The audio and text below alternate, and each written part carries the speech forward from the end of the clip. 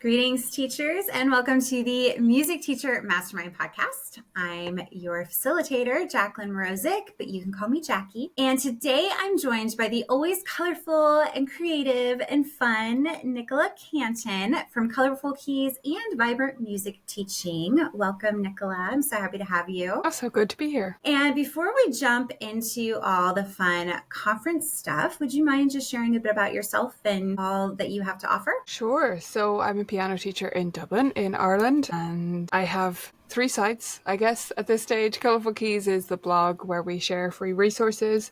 Then we have our membership community, Vibrant Music Teaching, which is all about games and professional development and learning new things, especially creative skills. And then we have our app, which is Vivid Practice. So a bit going on.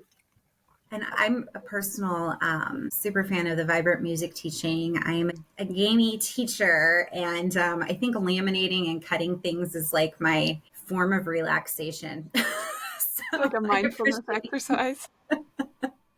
I appreciate you contributing to that for me for sure. Okay, so I'm so excited to have you on here. And the reason being is because for March, I kind of gave myself my own little challenge of picking out different conferences to talk about. And you had originally been exploring an in-person event here in Cincinnati, Ohio, like you did last year. But I know you ended up shifting in a different direction and pivoting over a little bit. So now it's going to be more online. Is that correct? Yeah, so we're going back to its roots, actually. So the conference is called Teacher Turboboost, and it actually started online.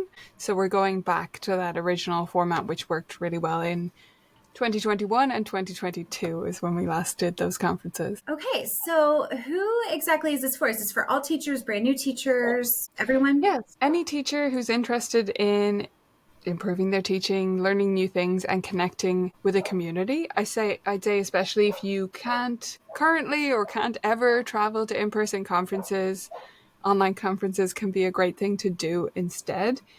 And it also is a different environment because you get to be in your own home and be comfy and be cozy and make your hot chocolate or your tea or whatever you want to do. But we also really try to create that sense of community, which is what's often lacking from those online conferences. So that's what we've been really successful with in the past, getting people to actually show up and getting them involved in the chat. And then we do a discussion call, like a Zoom call, as the last hour of every day.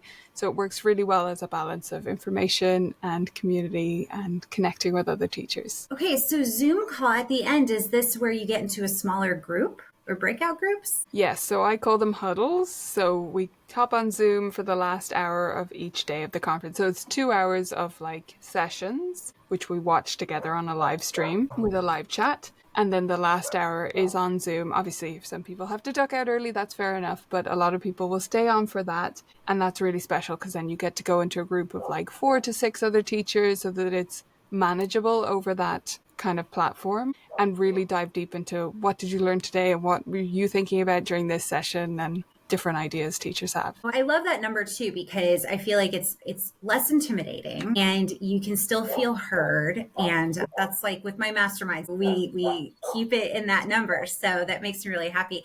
And I love this too, because I was actually talking about this at the MTNA that I attended last week. And that was my first ever MTNA conference because I was a homeschooling mom for such a long time and I had the kids, and I really felt, even though at the time I taught in an academy where there was like 25 other teachers, I only made one friend there. And it was because you're teaching and you're doing your own thing. So I feel like even teachers who are around other teachers sometimes, but maybe they don't get to connect and then they're just not able to travel. This sounds great. And your group, your community, I remember last year when we were in Cincinnati, just the people who came, the people that belong to this group are just so friendly and they want to share and they want to give. I can see how that would be really, really special. So what inspired this particular event back in 2021 when you started? Was it just because it was during the pandemic or?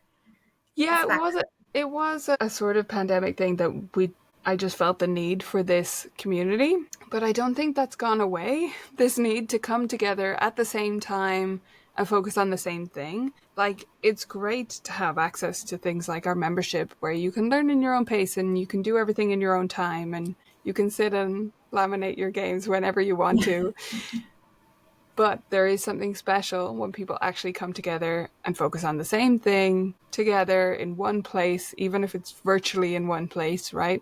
And actually have that connection with other teachers. I mean, I just think it's one of the most important things you can do is to come together with other teachers, because you don't realize, especially with a conference like this or any conference you go to sessions or you sit down in sessions that you wouldn't Google the answer to. You wouldn't and that's what I find when I go to in-person conferences as well. Like, I'll give things a shot that I just wouldn't watch a video on it or look up information on it necessarily online. Like, some things you would because you're in need of that particular thing or you're curious about it.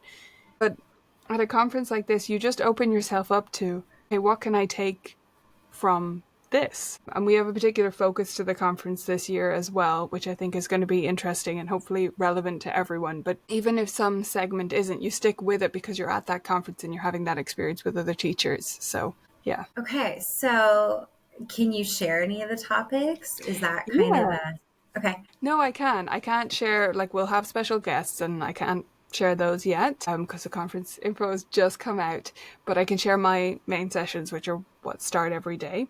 So we have an overall theme for the conference, and that is Z to Alpha. What I mean by that is, or you would say Z to Alpha, right? What I mean by that is focusing on these younger generations, the challenges that they have, the unique issues that we have no idea about really, and how we have to try and empathize with, and how we can teach them effectively. Because things are not the same. I mean, I'm of a generation that narrowly escaped having a smartphone as a teenager, right? And even that one fact changes so much about their whole world. We need to be aware of these things. We need to understand what's going on. So that's what I've been thinking about and researching a lot myself lately, and that's the focus of the conference. So the first session will be literally called that. It's Z to Alpha, introducing these generations and what they need from us and what we need to have some patience with to understand where they're coming from and why they are the way they are. Because I don't want any of us to be that older generation that says, kids these days, we don't want to get into that mode. No. We have to understand where they are, some of which is just things we've forgotten that we went through ourselves, and some of it is new to them because they're dealing with technology and stressors in the world that we were not dealing with, So we're starting there, and then through the week we're looking at different ways to work with these generations and keep things relevant and bring music into their lives, because it can do so much good in this world that they're living in and the challenges that they're dealing with. So we'll start with an overview, and then day 2 is called Boss Mode. So it's a framework I've come up with to explain good practice to our students using the idea of video game levels as a reference point, so that we can speak this language that they already understand, they already get it, to really explain, how their practice right now, if they're just playing things once, for example, calling it a day, is as if they're in tutorial mode in a video game, right? They're not really playing. Wow. They're not really getting anywhere yet. They're just learning. They're just barely scratching the surface and getting started. So that's day 2. Okay. And then day 3 is called Tears, Fears, and Strops. So dealing with student emotions, dealing with whatever way those come out of them, and how we manage those emotions in our studios. On day 4, it might seem like a pivot, but it actually makes a lot of sense in this context. It's called Move, Groove, Minuet. So it's about the dance moves that go with these pieces that we're teaching to students, and how we can teach them basic versions of, jigs and minuets and whatever else they're going to be learning, so that they really understand what that is, and then connecting that forward to TikTok dances and how those go with the music that they right. So making that connection, these make sense. They're dance pieces. If we move to them, we actually understand what they're about and can connect to the music of the past in a different way, rather than just seeing it as irrelevant or fuddy-duddy, And then the final day, the kickoff session is called Reeling in the Years, which I actually haven't asked anyone yet. Do you have a show called that, or is that an Irish thing? Have you ever Reeling in the Years? Yeah. I think it's an Irish or English thing. If we have it, I don't know about it. Okay. Yeah. It doesn't matter. You won't need to understand the show to understand the premise of this. But it's about looking forward to different versions of future musicians that our students might become. So yes, that could be a professional musician or someone who studies music in college, but it could also be someone who jams with their friends or plays chamber music, with buddies or whatever. And thinking about the skills we need to teach them to make all of those futures possible. Okay, so 5 That days. was a So this is a lot. 5-day conference. Yeah. Yeah. No, you know what I really, really love about this is you're getting a practical, realistic sense of the student's perspective. Mm-hmm. And you're helping all these teachers who really, we can't understand what it's like for these kids. Like there's no possible way of us understanding, because I mean, my generation, I am in that xennial spot. So I'm like in between the Gen X and the millennials. So we had like analog up until like, I think it was my freshman year when suddenly like email started, and, we got to be a little sneaky because our parents didn't understand anything. But I don't understand any of it. I've never even been on TikTok. So this is really, really helpful. But you're doing it from so many different angles and perspectives from the students, and you're relating it with teaching and bringing it all together. I think this is a really smart conference. I'm really intrigued about the jigs and the TikTok dances, because I think just in itself, even if you just had a session that was teaching the students the dances from back in the day, that would be enough. But to connect it with the dances today, that's so smart. Yeah, because I don't want it to be... So you weren't there for the second day of our Turboboost last year, but you may know that we did some Irish dancing at the end. So I did a lot of Irish dancing growing up, and it's always made me understand music, I think, in a different way. Like these pieces, sure, we don't have a minuet in Irish dancing, like we're not standing in ballrooms in period costumes, but we do connect the dots. You can connect the dots with like what a reel is and what a jig is. And I always understood time signatures and meter from the perspective of dance. Like that's how they made sense to me. And I didn't realize that was what was happening until I had to be examined on them. And I was like, imagine. So we had a test in our exams where we had to listen to a piece of music and then say which meter it was in. And I would just dance in my head, like imagine myself dancing. It's like, oh, this one fits, so it's 6/8 or whatever.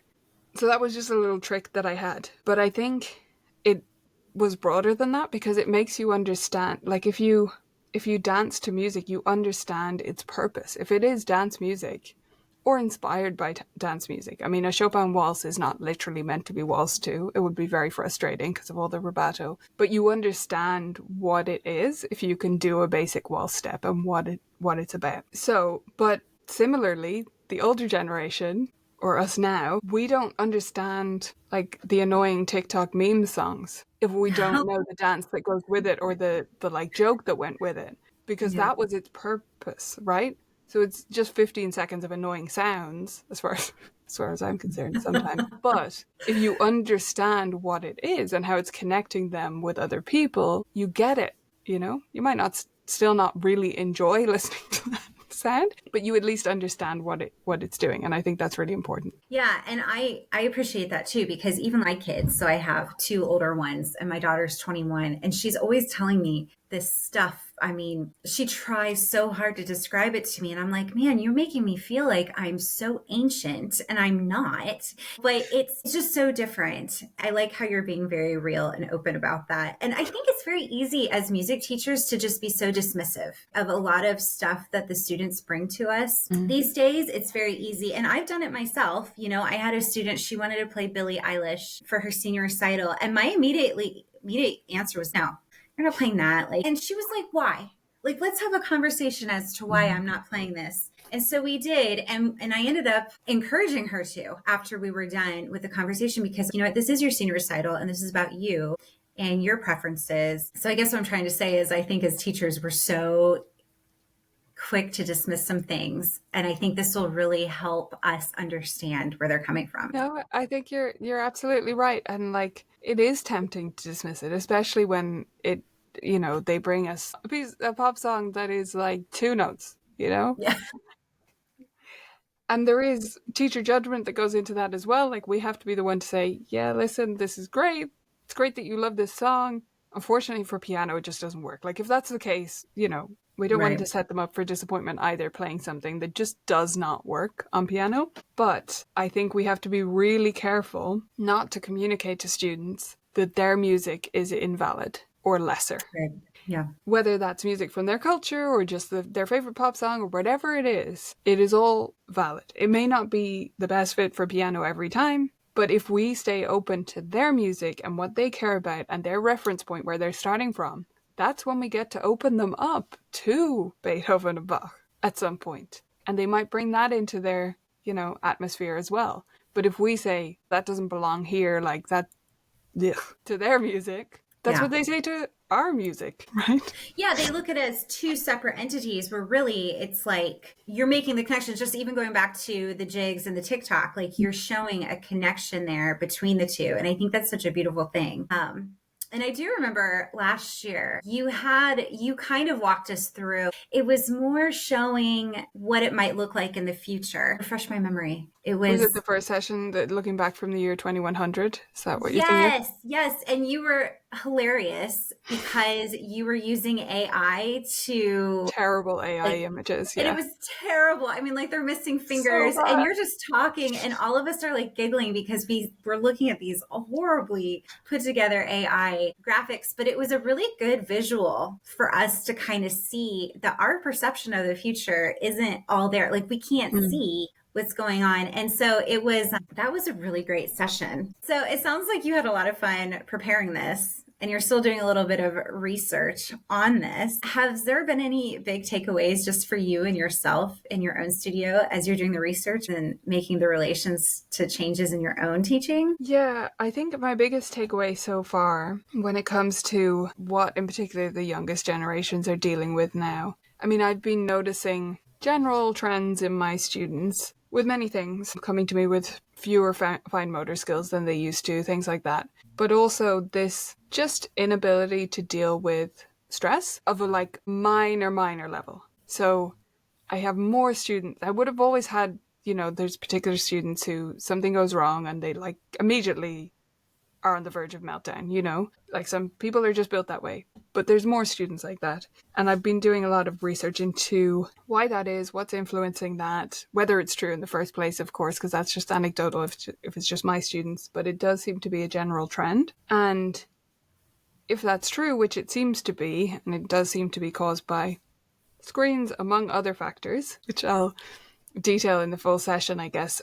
But how can we help them? How can we use our music lessons to help them bridge these gaps that are existing in their life? We can't do everything. We can't solve all these problems in 30 to 1 hour a week, 30 minutes to 60 minutes a week, whatever we have. But we can have some bigger impact on that ability to be resilient when learning is difficult and different things like that. And that can have such a broad impact then on everything in their life. I mean, their schoolwork, their ability to learn a new craft or whatever they want to do. So I feel like if we can help them to work through that a little bit without pushing them too far, I think that could be really powerful. Yeah.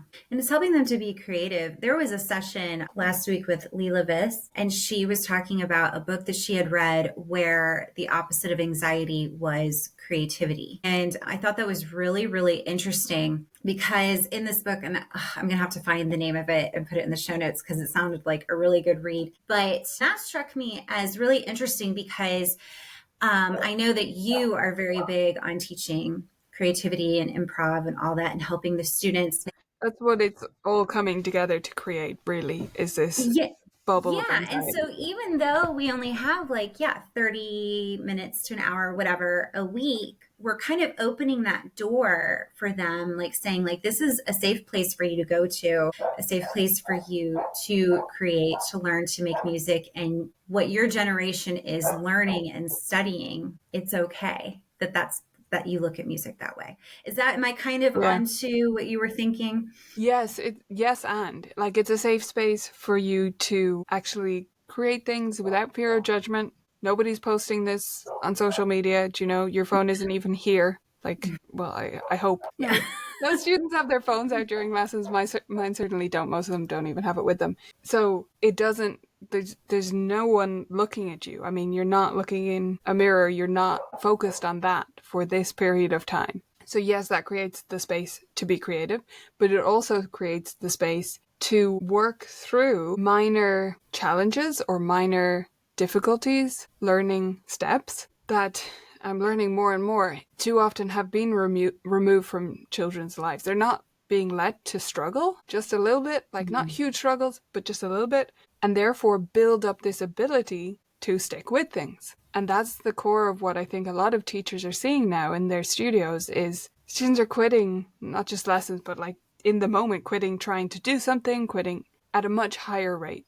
There's a lot less resilience within the learning process or the creative process or anything else. So I think we can be that space for students. No one else is watching them, and that actually is rare in their lives now. Oh, that's such a good point. I've never thought about that. Yeah, no filters, just you and the student. That's a really beautiful thing that we can offer that to them, that here's something where you're not going to get instant gratification. Like you do have to work towards it.